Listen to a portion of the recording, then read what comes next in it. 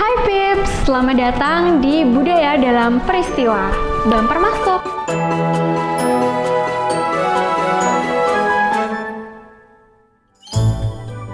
Di pembahasan kali ini, kita akan membahas mengenai meriam si Jagur yang berasal dari Kota Tua, Jakarta.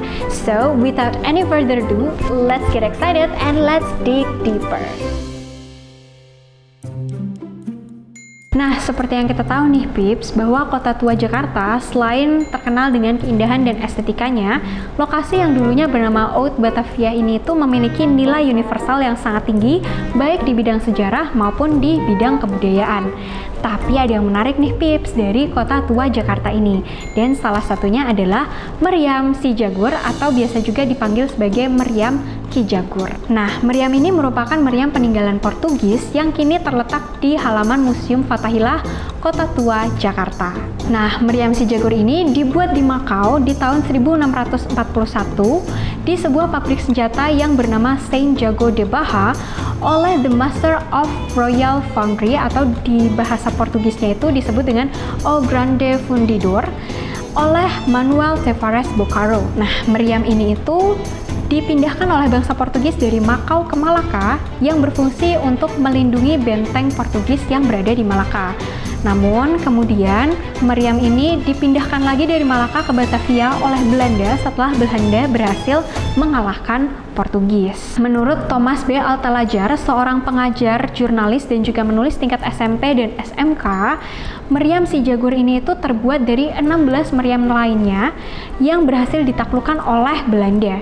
Maka dari itu, di meriam si Jagur ini itu tertulis atau terukir tulisan berupa XP ipsa renata sum, yang artinya aku diciptakan oleh diriku sendiri. Begitu. Jadi karena meriam dileburkan, kemudian dibikin lagi menjadi meriam.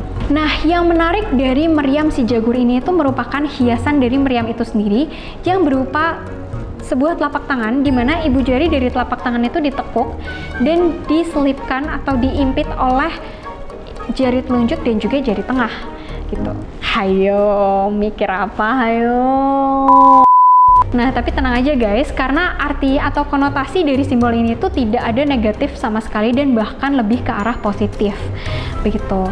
Nah, sebenarnya hiasan dari ibu jari sendiri ini itu terbentuk karena adanya kepercayaan dari masyarakat Portugis di zaman dulu bahwa ketika mereka ingin keluar, mereka harus menutupi semua lubang yang ada di tubuh mereka supaya roh-roh jahat itu tidak masuk ke tubuh mereka melalui lubang-lubang itu gitu. Jadi mereka harus menutupi semua lubang di tubuh mereka termasuk di sela-sela jari mereka. Maka dari itu ibu jari telunjuk mereka pun juga ditutup dan diselipkan ke antara jari telunjuk dan jari tengah mereka. Lambang ini itu memiliki beberapa makna nih Pips. Yang pertama itu adalah mano in viga, yang berarti kepercayaan atau kesuburan.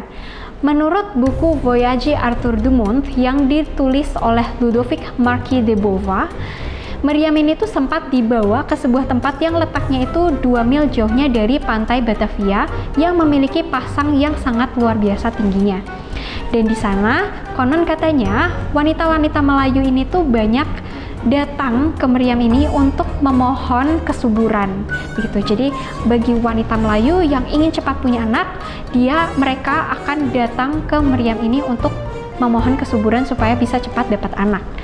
Yang kedua, makna dari meriam ini tuh adalah Vico, yang ditulis VICO dalam bahasa Portugis, yang artinya itu adalah good luck atau semoga berhasil. Begitu Pips. Kalian pasti penasaran kan, kenapa sih nama dari meriam ini tuh adalah meriam si Jagur atau meriam Ki Jagur?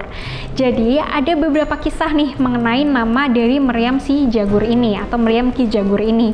Yang pertama, nama dari meriam si Jagur ini tuh diambil dari nama pabrik tempat meriam ini tuh dibuat, yaitu pabrik Saint Jago de Bahia. Nah, kalau semisal ditulis nih secara kasar, Saint Jago de Bahia ini tuh hurufnya itu adalah JAGODEBARRA gitu. Jadi kalau semisal dibaca tanpa aksen Portugis, dibacanya adalah Jago de Bara.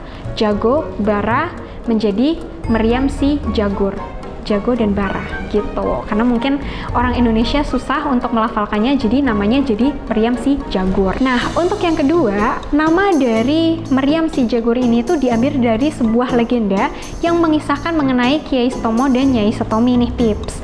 Jadi konon Raja Pajajaran ini itu sempat bermimpi buruk mendengar suara gemuruh yang luar biasa dari sebuah senjata yang tentara manapun tuh nggak ada yang punya gitu. Jadi ketika Raja Pajajaran ini bangun, dia tuh langsung menyuruh patihnya yang bernama Kiai Setomo untuk mencari senjata yang luar biasa ini.